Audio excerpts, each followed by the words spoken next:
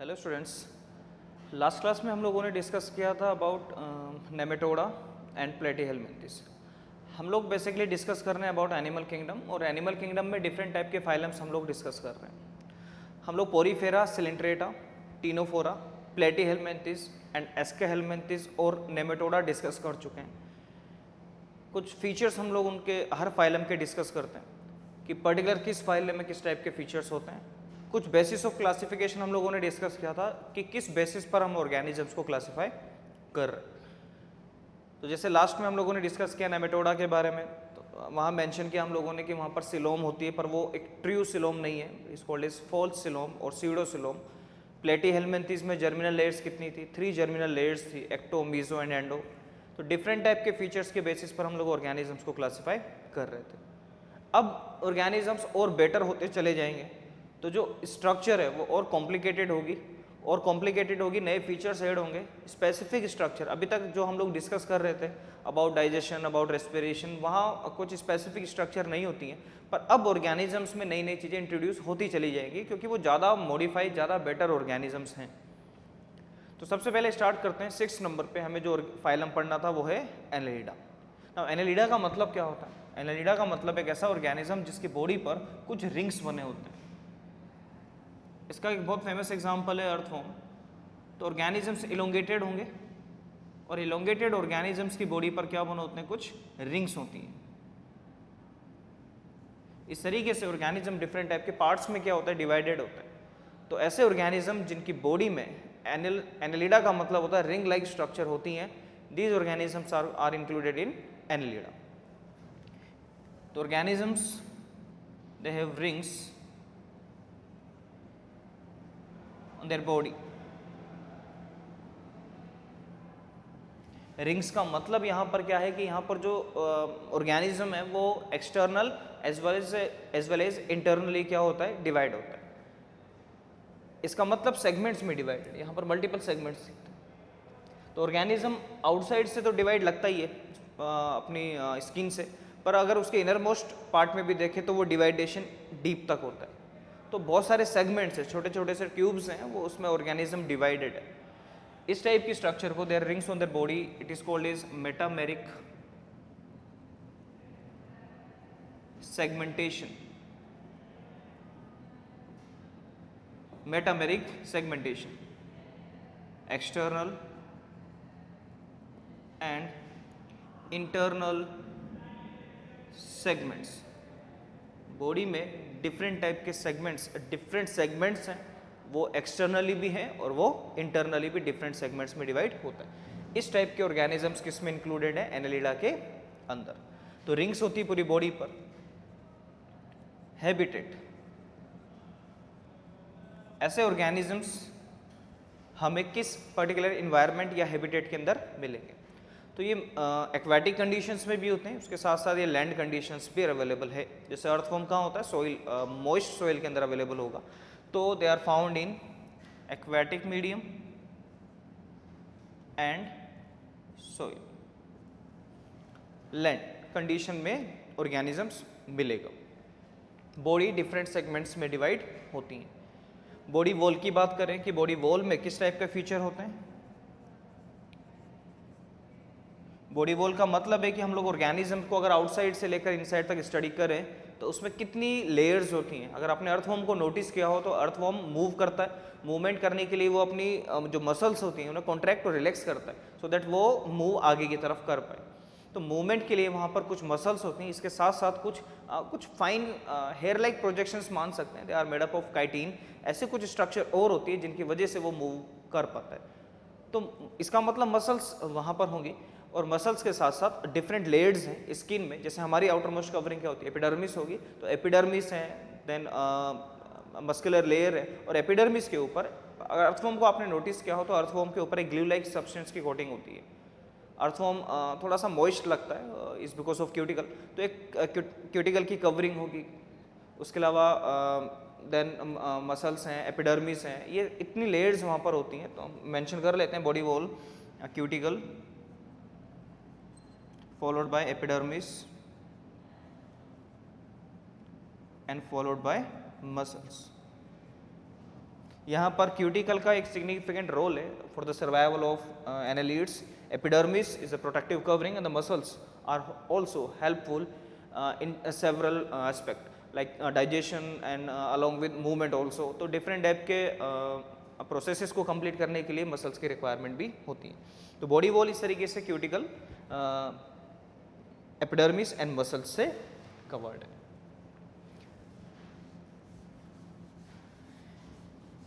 इसके अलावा और बेसिक फीचर हम लोग डिस्कस करते हैं. तो for locomotion, for the movement, these organisms have muscles. इसके अलावा कोई लोकोमोटरी परफेक्ट स्ट्रक्चर है तो वो कुछ हेयर लाइक प्रोजेक्शंस होते हैं. They are called as chitin. They are made up of chitin. For locomotion और for movement they have setae. कुछ स्ट्रक्चर होती है, फाइन प्रोजेक्शन है, they are called as setae. उन सेटे की हेल्प से वो मूवमेंट कर पाते हैं.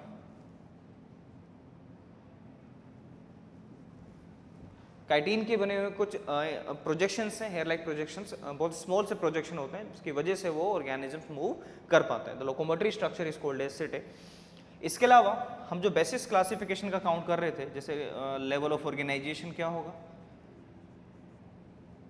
ये हम लोग पहले ही डिस्कस कर चुके हैं. तो यहाँ अब समझना थोड़ा सा इजी होगा कि level of organisation, organ system, organ system, level of organisation, यहाँ पर डिफरेंट ऑर्गन्स मिलकर एक परफेक्ट सिस्टम का फॉर्मेशन कर लेते हैं. इसके अलावा नंबर ऑफ जर्म लेयर्स, तो हम लोग पहले डिस्कस कर चुके हैं कि प्लेटीहेल्मिन्थेस एंड एस्केहेल्मिन्थेस और Nematoda both are triploblastic. Ectoderm, mesoderm, endoderm, तीनों लेयर्स वहाँ पर होती हैं. सिमिलरली यहाँ पर भी जर्म लेयर्स कितनी होंगी, ट्रिप्लोब्लास्टिक ऑर्गेनिज्म है तो there are 3 germ layers, ecto, meso and endo.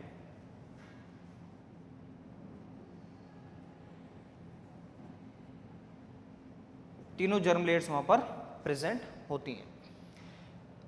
इसके अलावा सिमेट्री की बात करते हैं. सिमेट्री अब कैसी है, यहाँ पर बायलैटरल सिमेट्री. हम लोग मेंशन भी कर चुके हैं कि हम लोग एक फाइलम पढ़ेंगे एकाइनोडर्मेटा, उसके अंदर सिमेट्री होगी रेडियल. अदरवाइज प्लेटीहेल्मिन्थेस से कोऑर्डेटा तक हम लोग किस टाइप की सिमेट्री डिस्कस करते हैं, bilateral symmetry.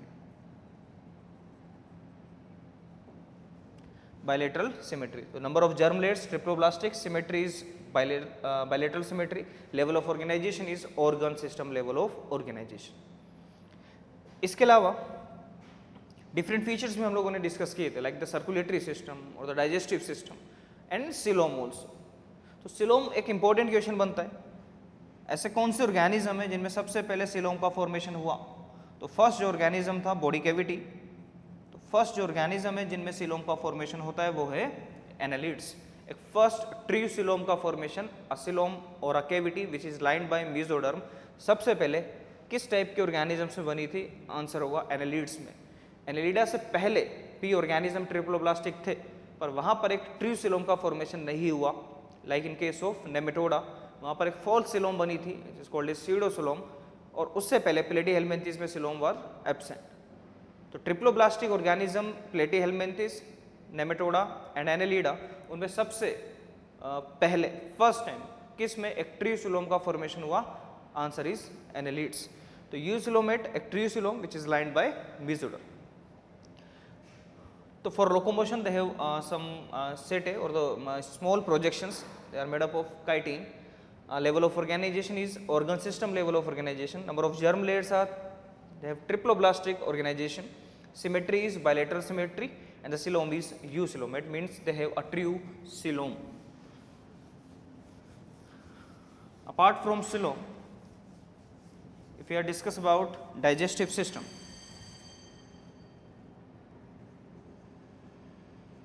digestive system is complete. Now what is mean of complete digestive system? There are basically two ports are found, mouth as well as anus. Mouth for intake of food and anus for the removal of undigested food. So complete digestive system means mouth to anus, alimentary canal is found, complete alimentary canal. First time digestive glands का जो formation है वो भी कहाँ हुआ था, Annelida के अंदर। इससे पहले डाइजेशन परफॉर्म होता था पर वो कोई एक ग्लैंड का फॉर्मेशन नहीं होता था। एक perfect gland, a group of cells का फॉर्मेशन और वो डाइजेशन के लिए रिस्पॉन्सिबल ग्लैंड का फॉर्मेशन किसके अंदर हुआ, सबसे पहले एनेलिड्स के अंदर। तो फर्स्ट फाइलम जिसके अंदर डाइजेस्टिव ग्लैंड्स का फॉर्मेशन हुआ वो था एनेलिडा। तो digestive glands are formed.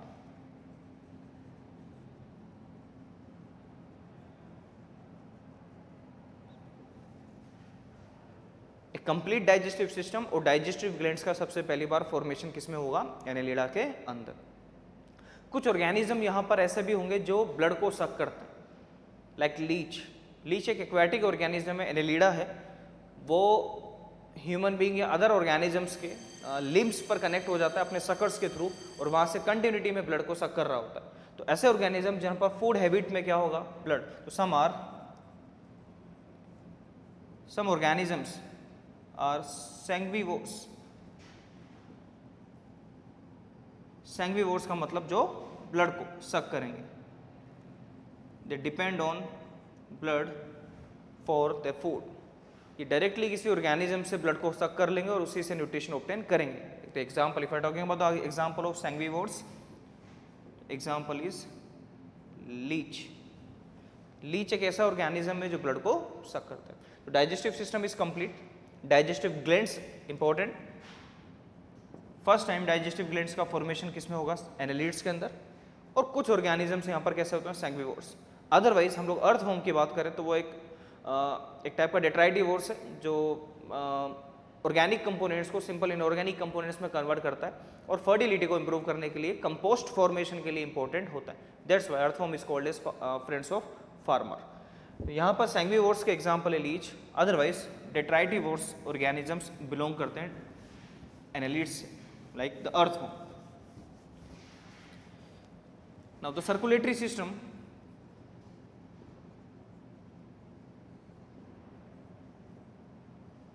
circulatory system of annelida. Circulatory system is first time circulatory system भी इंट्रोड्यूस किसके अंदर हुआ था, एनेलिडा के अंदर। और ये सबसे पहला जो सर्कुलेटरी सिस्टम बना, it was close circulatory system, open नहीं था। ओपन का मतलब होता है जहाँ पर ब्लड वेसल्स में फ्लो नहीं करता है, यहाँ पर ब्लड हमेशा कन्फाइंड वे में फ्लो करता है। इसका मतलब फर्स्ट टाइम जो सर्कुलेटरी सिस्टम बना वो किस में बना था, एनेलिडा में। और वो भी कैसा था, closed circulatory system. Close circulatory system. Close circulatory system का मतलब एक ऐसा सिस्टम जिसमें ब्लड वेसल्स आर प्रेजेंट।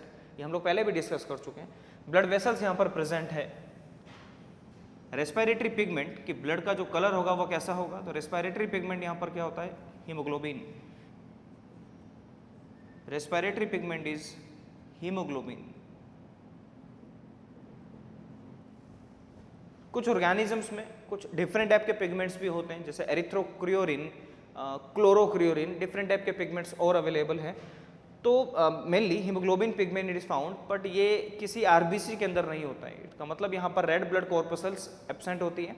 तो फिर हीमोग्लोबिन किसके अंदर मिलेगा, तो हीमोग्लोबिन एक डिजोल्व कंडीशन में मिलता है in case of plasma. Plasma में डिजोल्व है, RBCs are absent. RBCs are absent. तो haemoglobin dissolve in blood plasma because RBCs are absent। तो सर्कुलेटरी सिस्टम में कैसा सिस्टम होगा, close circulatory system. Haemoglobin present है। रेस्पिरेटरी पिगमेंट क्यों बोलते हैं उसे, क्योंकि वो गैसेस को ट्रांसपोर्टेशन के लिए हेल्प करता है। वो आरबीसीज में नहीं है। जनरली हमारी बॉडी में हम लोग डिस्कस करें तो आरबीसीज आर फाउंड। ये डिजोल्व होता है किसके अंदर, ब्लड के plasma. It means liquid part में, किसी सेल में कन्फाइंड नहीं होता।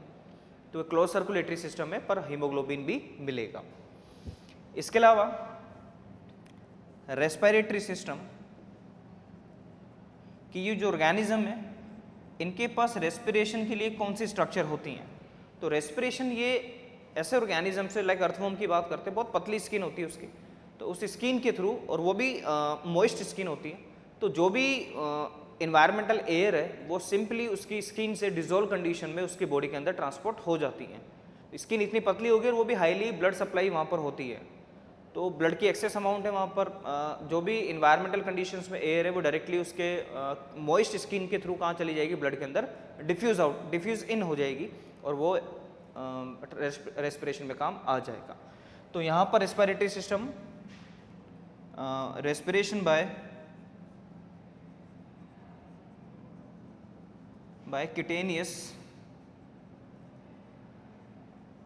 स्किन, क्यूटेनियस स्किन का मतलब मॉइस्ट स्किन के थ्रू वो रेस्पिरेशन परफॉर्म कर पाता है अर्थवर्म और अदर ऑर्गेनिजम्स। क्यूटेनियस मतलब होता है मॉइस्ट स्किन और सिंपल डिफ्यूज इन से और डिफ्यूज आउट करके वो एयर को एक्सचेंज कर लेता है। तो रेस्पिरेशन के लिए वो कोई परफेक्ट स्ट्रक्चर नहीं होती है, वो अपनी स्किन के थ्रू क्या करता है, ब्रीथ या रेस्पिरेशन परफॉर्म करता है। Then excretory system,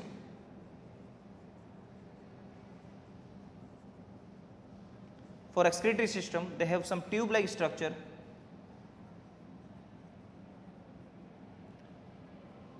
they have some tubular structure called as nephridia। Nephridia, यहाँ पर नेफ्रीडिया एक ऐसी स्ट्रक्चर है जो एक्सक्रीशन के लिए रिस्पॉन्सिबल है। और एक्सक्रीटरी प्रोडक्ट यहाँ पर क्या होगा, अगर लैंड कंडीशन की बात करें तो एक्सक्रीटरी प्रोडक्ट होगा यूरिया, और अगर एक्वेटिक कंडीशन की बात करें तो एक्सक्रीटरी प्रोडक्ट होगा अमोनिया। तो डिपेंड करता है कि जो एनेलिडा के कुछ ऑर्गेनिज्म पानी के अंदर होते हैं उनमें एक्सक्रीटरी प्रोडक्ट क्या हो जाएगा, अमोनिया, और जो लैंड कंडीशन पे रहते हैं उनका एक्सक्रीटरी प्रोडक्ट क्या हो जाएगा, अमोनिया। और एक्सक्रीशन के लिए यहाँ पर कुछ ट्यूब लाइक स्ट्रक्चर्स होती हैं, these structures are called as nephridia. Then nervous system, nervous system का मतलब है कि न्यूरोनल सिस्टम। यहाँ पर ऐसा कोई ब्रेन लाइक स्ट्रक्चर नहीं होगी, but they have some rings of neuron, वो एक ब्रेन की तरह काम करेगा। उसके अलावा उनकी पूरी बॉडी में एक नर्व कोड भी होती है। वो नर्व कोड जो हम लोग अगर हमारे अंदर डिस्कस करते हैं तो it will convert into spinal cord basically. तो वो जो नर्व कोड है वो यहाँ पर अवेलेबल है। वो नर्व कोड यहाँ पर सेंसेशंस को, जो भी इन्वायरमेंटल स्टिमुलस हैं उन्हें रिसीव करना, रिस्पॉन्ड करना, ये सारे काम ऑर्गेनिजम्स परफॉर्म कर सकता है। बेटर ऑर्गेनिज्म है, इससे पहले हम लोग ये चीज़ें डिस्कस नहीं कर रहे थे, ये इन्वायरमेंटल कंडीशन से रिस्पॉन्ड करेगा। तो नर्वस सिस्टम यहाँ पर होगा। इस नर्वस सिस्टम में they have double solid mid ventral nerve code. इसका मतलब है दो फॉर्म्स डबल फॉर्म में है, सॉलिड है, रिंग लाइक एक पूरी थ्रेड है, सॉलिड थ्रेड। मिड वेंट्रल का मतलब होता है कि किसी भी ऑर्गेनिज्म के वेंट्रल सरफेस पर और मिड बिल्कुल सेंटर मोस्ट पार्ट पर एक पूरा थ्रेड है। हमारे कहाँ पर है, डोर्सल साइड में। डोर्सल साइड में स्पाइनल कोड होती है, वर्टिब्रल कॉलम के अंदर प्रोटेक्टेड होती है, पर इनमें मिड वेंट्रल मतलब वेंट्रल अपर फ्रंट पार्ट पे और मिड वाले सेंटर मोस्ट पार्ट में। सिमिलरली जैसे हमारे डोर्सल मिड पार्ट में होती है, यहाँ पर मिड वेंट्रल पार्ट में होती है, और वो नर्वस सिस्टम का एक यहाँ पर पार्ट होता है। तो नर्वस सिस्टम यहाँ पर अवेलेबल है। यहाँ पर रिंग लाइक स्ट्रक्चर में ब्रेन भी होगा और अलॉन्ग विथ यहाँ पर एक नर्व कोड भी होगी। इसके अलावा अगर हम लोग रिप्रोडक्शन की बात करें कि ऑर्गेनिज्म रिप्रोड्यूस कैसे कर पाता है, तो रिप्रोडक्शन में ये ऑर्गेनिज्म बाइसेक्सुअल भी होते हैं और सम आर यूनिसेक्सुअल ऑल्सो। तो रिप्रोडक्शन की बात करते हैं,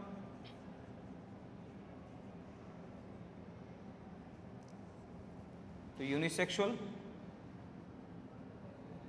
like Nereis and bisexual means hermaphrodite like leech and earthworm। ये बाइसेक्सुअल ऑर्गेनिज्म है। And mode of reproduction is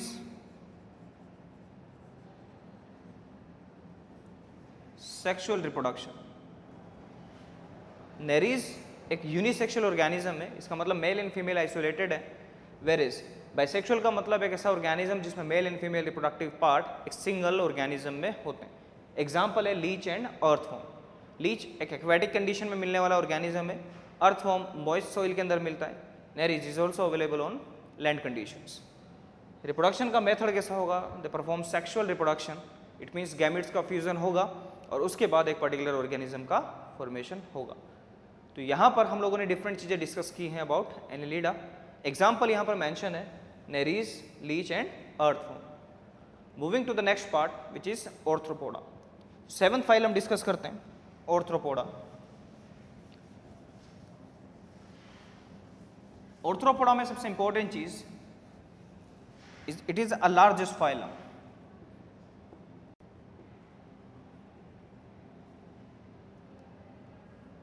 Arthropoda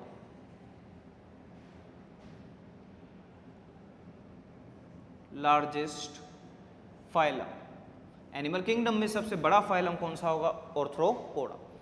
Arthropoda की ऑलमोस्ट जितने भी एनिमल्स की स्पीसीज हैं उसमें से 2/3 स्पीसीज ऑलमोस्ट किससे बिलोंग करती है? ऑर्थ्रोपोडा से। ऑर्थ्रोपोडा का मतलब क्या होगा? इसका मतलब होता है एक ऐसा ऑर्गेनिज्म जिसमें जॉइंटेड अपेंडेजेस होते हैं। अपेंडेजेस का मतलब होता है स्ट्रक्चर, मूवमेंट के लिए responsible structure, you can say limbs. तो लोकोमोटरी स्ट्रक्चर के फॉर्म में यहाँ पर अपेंडेजेस, अपने हाउस फ्लाइज को, अपने कॉकरोच को नोटिस किया हो तो वहाँ पर कुछ जो मूवमेंट की स्ट्रक्चर है वो कुछ इस तरीके से होती है, जॉइंटेड अपेंडेजेस होते हैं। तो इन स्ट्रक्चर की वजह से इसको नाम दिया गया ऑर्थ्रोपोडा। पोडियम मतलब होता है फुट, ऑर्थ्रो मतलब डिवाइड, जॉइंटेड। तो वर्ड जो बना वो था एक जॉइंटेड अपेंडेजेस। तो ऐसे ऑर्गेनिज्म जिनमें जॉइंटेड अपेंडेजेस हैं they are included in Arthropoda. They have jointed appendages. For the movement they have jointed appendages means almost a limb like structure जो jointed है, different segment में segmented बोल सकते हैं, divided है।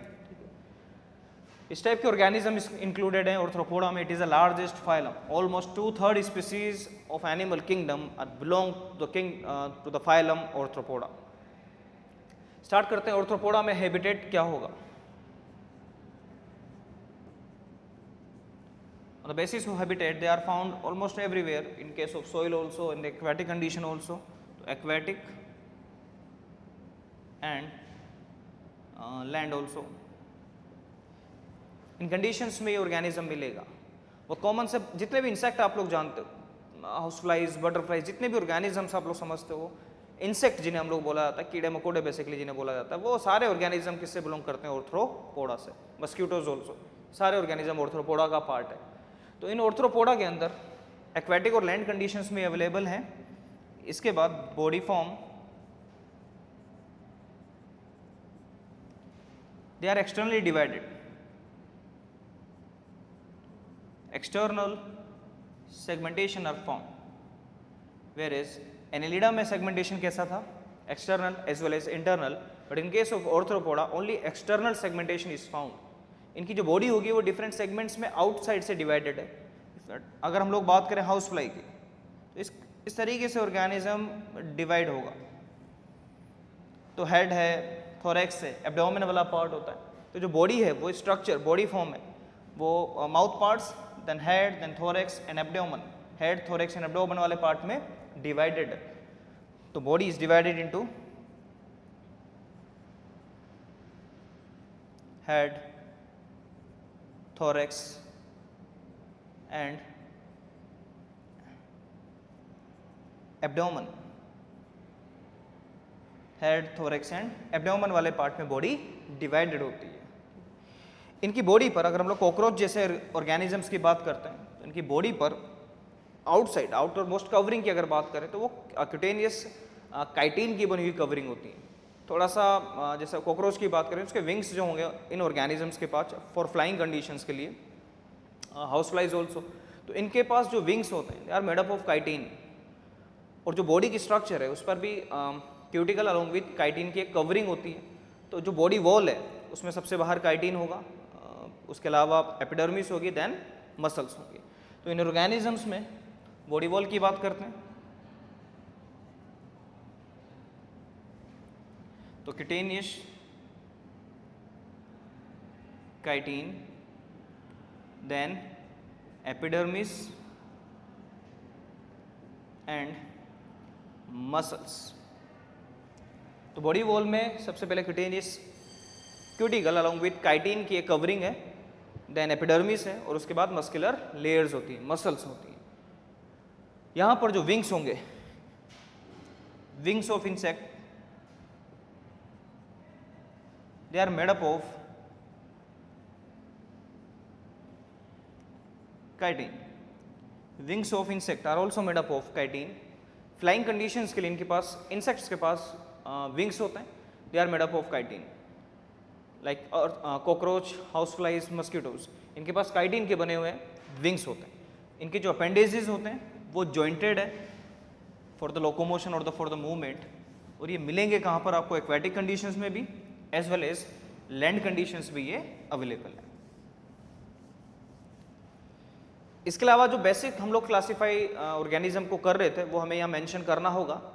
जैसे कि बात करें लेवल ऑफ ऑर्गेनाइजेशन की, तो लेवल ऑफ ऑर्गेनाइजेशन क्या होगा ऑर्थ्रोपोडा के केस में, तो level of organisation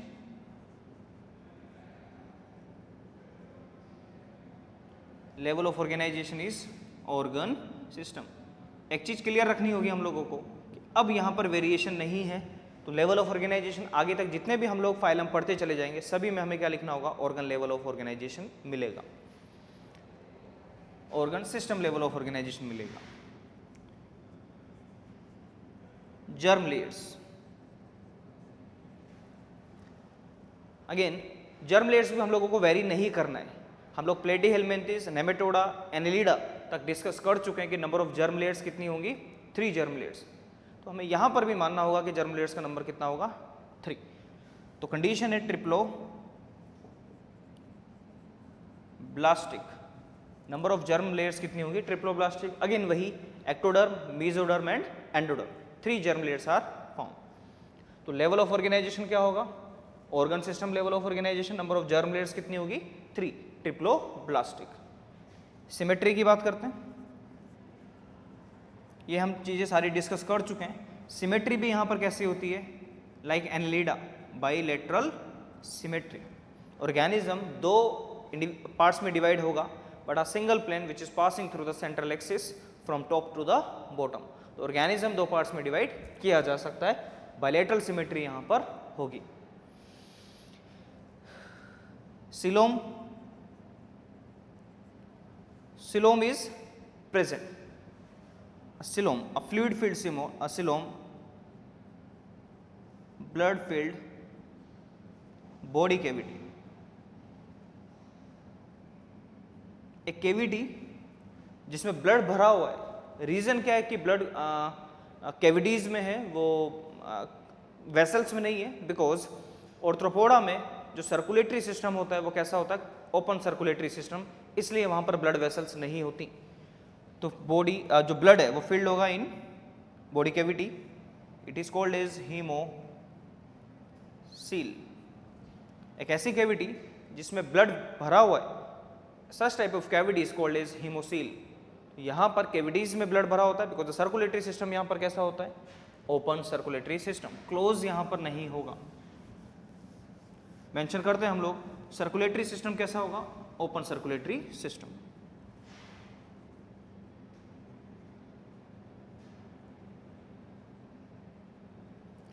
open circulatory system is found, इसका मतलब ब्लड वेसल्स आर एब्सेंट, यहां पर ब्लड वेसल्स नहीं होती हैं ओपन सर्कुलेटरी सिस्टम में।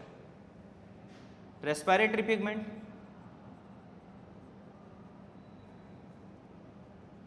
if it is absent then the blood is called as hemolymph।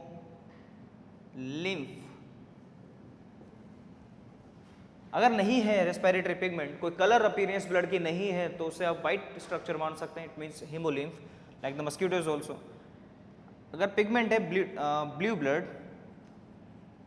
Then it is called as haemocyanin. Haemocyanin condition पर vary करता है कि ऑर्गेनिजम्स में, क्योंकि सबसे बड़ा फाइलम में तो वेरिएशन बहुत ज़्यादा है, किसी में ब्लू ब्लड की अपीयरेंस होगी, किसी में कलरलेस ब्लड होगा, that is called as haemolymph.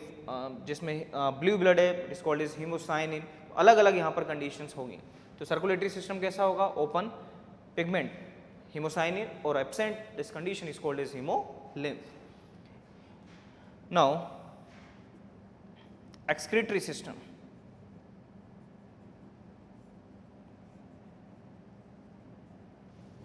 Excretory system के लिए फाइलम बहुत बड़ा होगा, तो एक्सक्रीटरी सिस्टम के लिए भी यहाँ पर अलग अलग स्ट्रक्चर्स अवेलेबल हैं, like Malpighian tubules,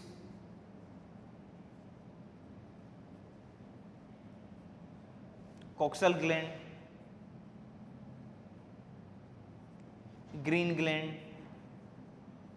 different structure अलग अलग इंडिविजुअल में अवेलेबल है for the removal of excretory product. और यहाँ पर एक्सक्रीटरी प्रोडक्ट क्या होगा? इंसेक्ट की बात करें तो एक्सक्रीटरी प्रोडक्ट होगा यूरिक एसिड, एक्वेटिक कंडीशंस में बात करें तो अमोनिया, लैंड कंडीशंस पर बात करें दूसरे ऑर्गेनिजम्स में तो urea also, sometime urea also.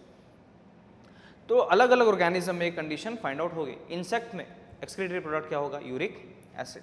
तो Malpighian tubules, coxal gland, green gland, different structure है for the removal of excretory product.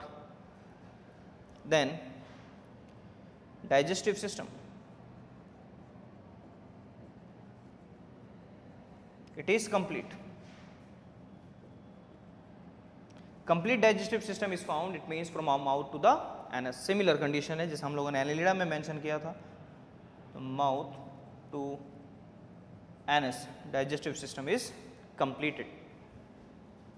Then respiration की बात करते हैं, रेस्पिरेटरी सिस्टम की बात करें, हमने एनेलिडा में मेंशन किया था कि एनेलिडा में जो रेस्पिरेशन होगा is because of cutaneous skin, पर यहाँ पर ऐसा नहीं होता है, बहुत ज़्यादा वेरिएशन है यहाँ पर। तो respiratory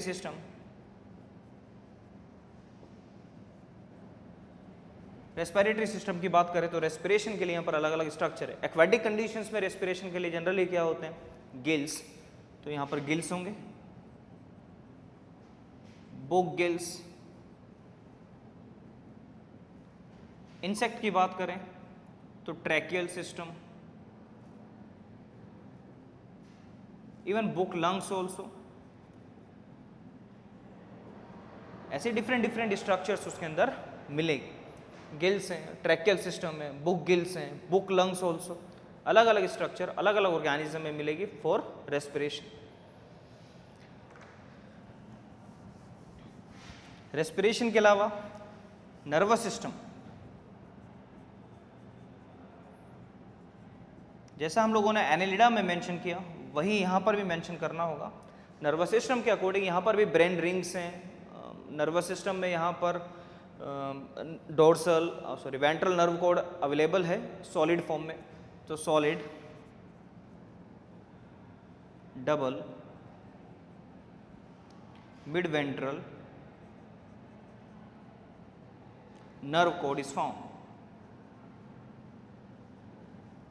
solid, double, mid ventral nerve cord is found, यहाँ पर ये स्ट्रक्चर अवेलेबल होती है। Endocrine system is first time introduce कहाँ होगा? एंडोक्राइन का मतलब होता है हार्मोनल सिस्टम। सबसे पहली बार हार्मोनल सिस्टम किस फाइलम में बनेगा? आंसर होगा ऑर्थ्रोपोडा।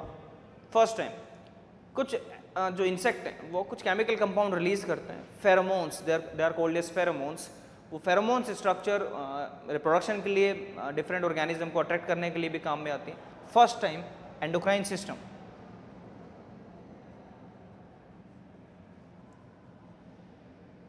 एंडोक्राइन सिस्टम इंट्रोड्यूस कहाँ से होगा? ऑर्थ्रोपोडा से। कुछ केमिकल कंपाउंड रिलीज होंगे, they are called as pheromones. तो फेरोमोन्स का सिक्रेशन करते हैं ऑर्थ्रोपोड्स, एंडोक्राइन सिस्टम का पार्ट है। रिप्रोडक्शन की बात करें,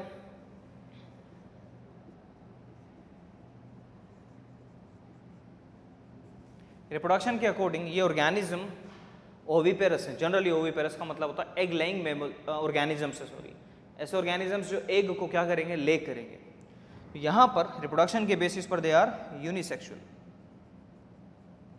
it means male and female दोनों आइसोलेटेड कंडीशन में होंगे। रिप्रोडक्शन कैसा होगा? Sexual reproduction.